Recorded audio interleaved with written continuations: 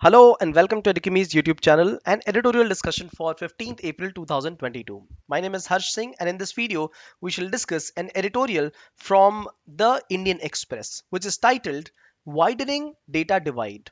If you like this initiative, share some love through likes, comments and shares. Let's begin to understand.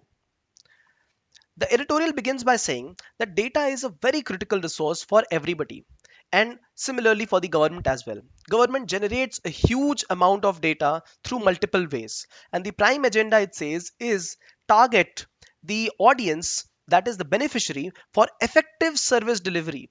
Simple example of government generating and consuming data are the people who utilize PDS services, public distribution services, through fair price shops. Government knows what is the level of entities, grains, which have been utilized at which particular place in the country. Government is well aware of the nutritional requirement of the people at various places all around the country. Not only that, government also generates huge amount of consumption data about all the persons in the country, industry data, movement of persons, immunization data, health data. A lot of data is consumed and government acts as a custodian. One of the master ways of consuming data is through the jam trinity, where the government has uh, accorded the Aadhaar number, which is linked with the mobile number and along with the Jan Dhan account. And all this data is directly or indirectly shared with the government itself.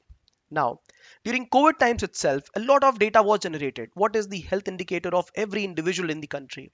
Where have people migrated to and from what places they have migrated to?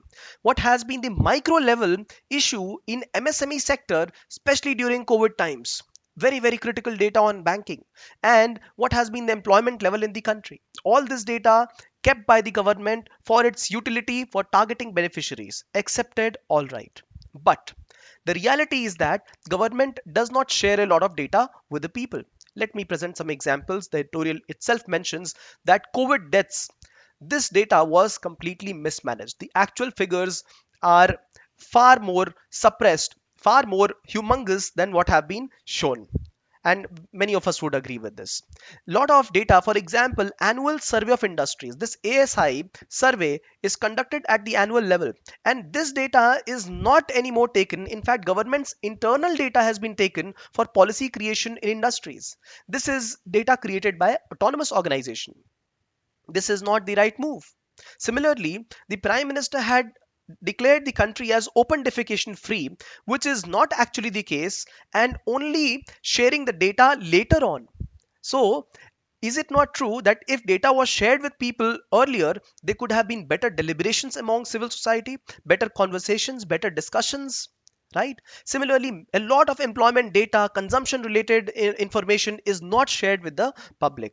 Now, this is where the editorial says that there are a lot of advantages of data sharing with everybody. First of all, it improves the public discourse. People can debate, talk about all of it. Not only that, the government is held accountable about all its actions and inactions. If there are inefficiencies, data brings it up, and there is more transparency in governance. Not only that, everybody comes to know, they start to question what is happening, and this also generates a positive surplus. The private sector knows where to participate. It gives a hint to them to participate in those fields where government or the governance is not as up to the mark.